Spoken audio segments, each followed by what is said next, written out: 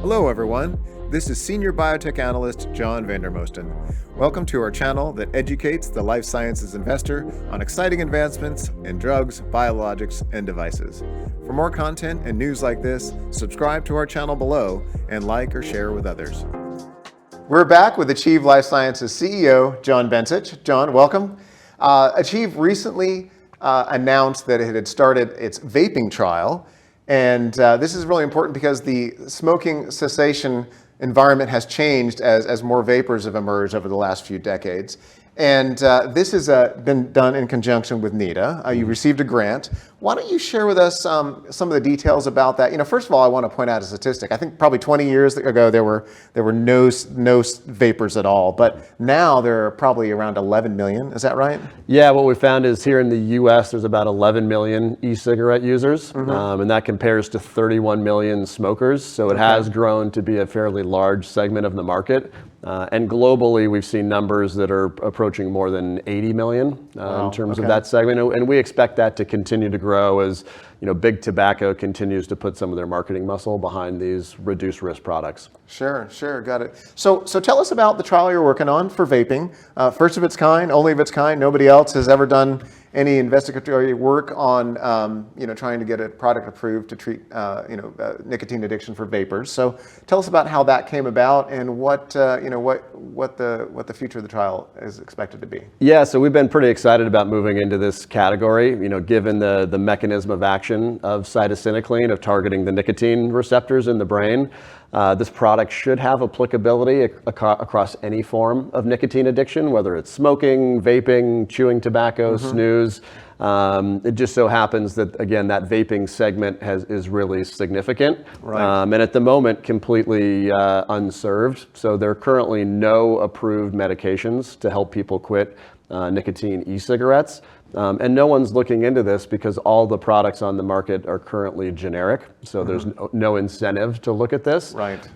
So we see this as a large commercial opportunity, one that we could wholly own, and not just be an aid to smoking cessation, but a treatment for nicotine addiction more broadly.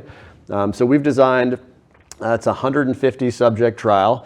We'll be looking at 100 subjects on active cytisinicline, 50 on placebo. We'll treat them for 12 weeks and then follow them for a month post. And we just announced initiation of this trial. It'll be across 5 centers around the U.S. Dr. Nancy Rigotti from Harvard Mass General will be the primary investigator on this study. And depending on enrollment, we would expect to have top-line results on this trial first half of 2023. So it should be a relatively short turn to data on this one. And I think you'd mentioned, we do have support from NIDA and I think you got $2.5 million, is that right? Yep, it was a $2.5 million grant, and that funds approximately 50% of the study cost. So and you come up with the rest? Exactly. Okay. Yeah. Very good, very good.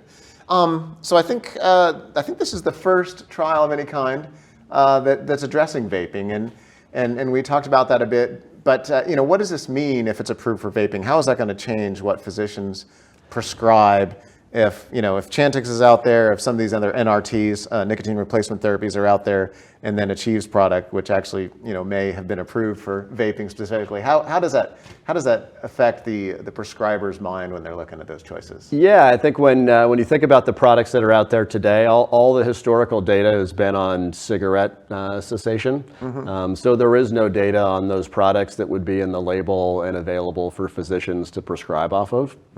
So we would be the only product, at least at the moment, that would have data in the label, assuming the trial is successful, that would suggest that we can help in this segment. So I think it would be something that our sales force would be able to market on, and actually help promote this as a way to help. Right. I mean, because you're working on smoking cessation as well, so you could offer both of these products at the same time, and exactly, and I think cover all the needs. Yeah. Yeah, and the sequence would be we'd likely be on the market first for cigarette cessation, and then within a relatively short cycle after that, we'd be able to potentially expand the label to open it up for e-cigarette cessation as well. And we think that'd be a nice tailwind as we're looking to launch this product. Has the FDA given you any indication of what's next after your phase 2 that they'd require to get approval? Not to date. So, assuming the trial results are positive, as we'd expect,